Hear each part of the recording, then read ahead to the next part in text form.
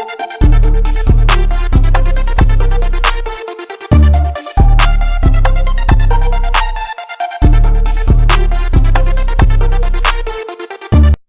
guys, my name is Kushal Chattopadhyay. Today is December 22nd, and today I'll be covering por versus para. Now, both of these words mean for. So how do we know which one to use? That's the question that I'm going to be answering today. It'll be like a shorter video, and I'll probably be releasing more on this topic since it's so difficult. But stay tuned, and I'll hopefully get you up to speed with the differences between por and para in context. Okay guys, so since para you're more comfortable with para because it's been used so much in the past, I thought to start with it before we move on to por. So here are 4 common uses of para. There's 2 more that are mentioned in the Avancemos Tres book, and I'll cover those. But the reason that I wrote these ones specifically are because they represent how para is relatively more like an end. So if you want to use for to indicate an ending, like it's over, then you'll usually use para, and you'll see what I mean by that when I go through these. And por is more like a starting or throughout the process. Okay, so the first one is for whom. Who am I doing this for, right? So an example is yo lo compro para él. I buy it for him. This is a case in which you would use para. And it's like an end thing because I'm giving it to him. He's the recipient of the transaction. That's why you would use para for this. It's like an ending. Destination is obviously ending because that's the definition. So, yo camino para la casa. So I'm walking home. I'm trying to end up at the home, if that makes sense. Purpose, it's like a cause and effect. It's the effect, right? So, yo estudio, I study para sacar buenas notas. And a trick to notice this is para in this case means in order to. In order to. So if you translate it with that, you can say, I study in order to get good grades. So they're interchangeable in this case. Okay, so that's purpose. And then deadline is also like an end. It's self-explanatory. So you'll say, the homework is due tomorrow. La tarea es para, so like a deadline, mañana, right? So these 4 directly correspond with the end thing that you can use to maybe distinguish para things from por context. And then there's 2 more which I'll cover now. Okay, these ones are really quick, but I wanted to touch on them, and because they're mentioned in your book, and also and I did it separately because it's not related to the end thing as much. So the first one is opinion. You probably have heard para mí. If you've written anything in Spanish, it'd say like, for me, this isn't a good idea, or for him, it's not the best action.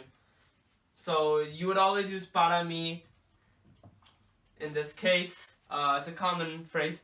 Then comparison, so I gave you some examples for his age, for her family. Like, él es muy alto para su familia, if that makes sense.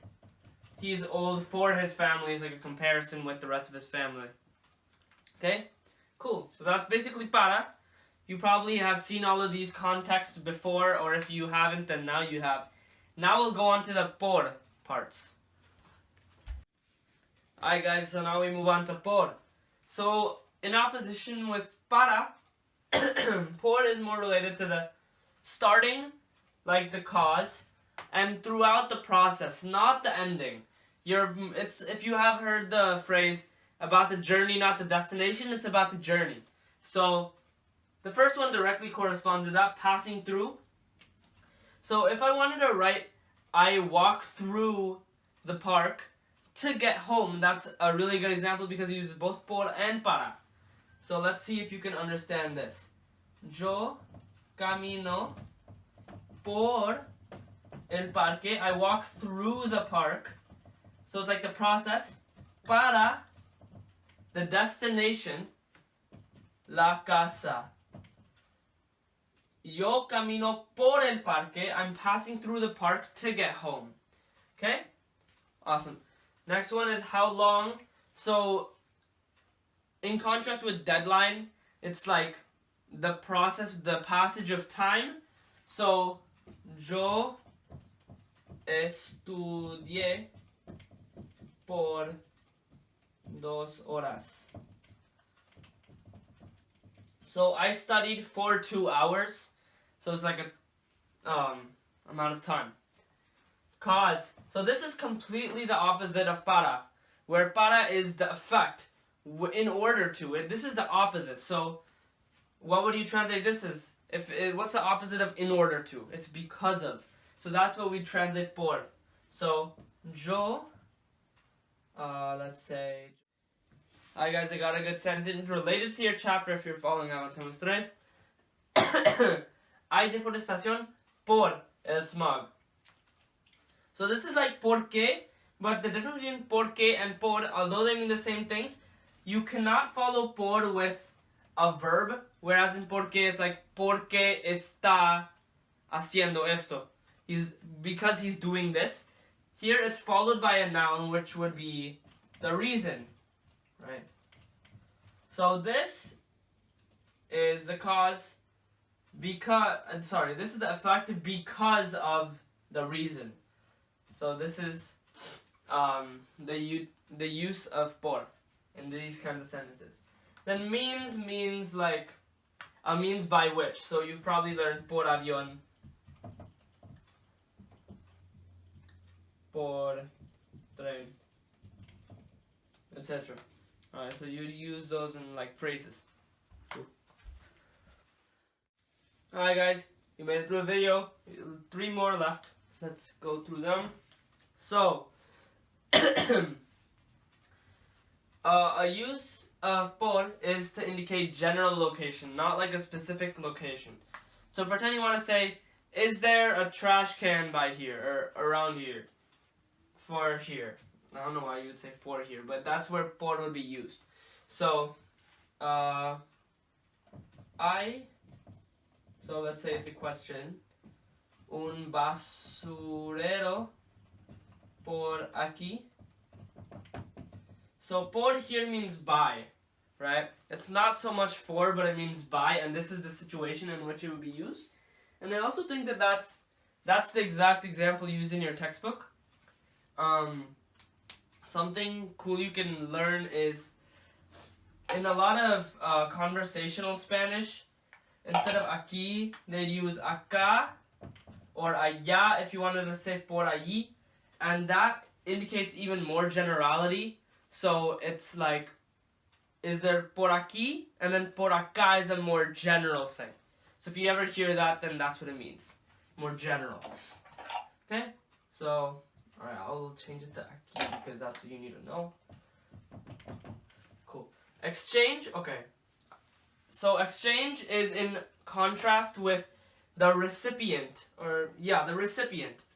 So, yo doy el regalo por un abrazo, a hug. I give the gift for a hug. So it's like an exchange, like a trade-off. Alright?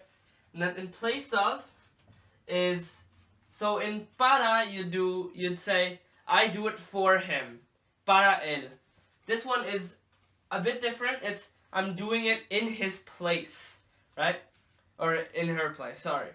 So in place of would be like, yo trabajo por él.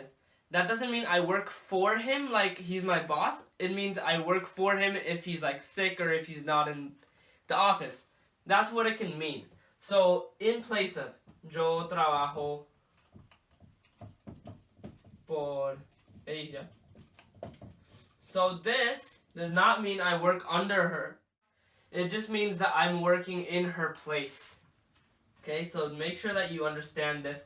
In place of and for whom. So I work in her place, if that makes sense. Cool. That's basically all the uses. I'm going to make a lot more videos about this. I'm going to make it a bit more engaging because this is a topic that is probably going to be more used in your classes, and one that's probably going to be one of the more challenging parts of this year. So I hope that all this makes sense. If it doesn't, please read the articles that I'm going to put down below and do the questions. And ojalá que estén disfrutando de tus vacaciones if you're watching it during the winter break. And I will hopefully see you in the next video. Thank you.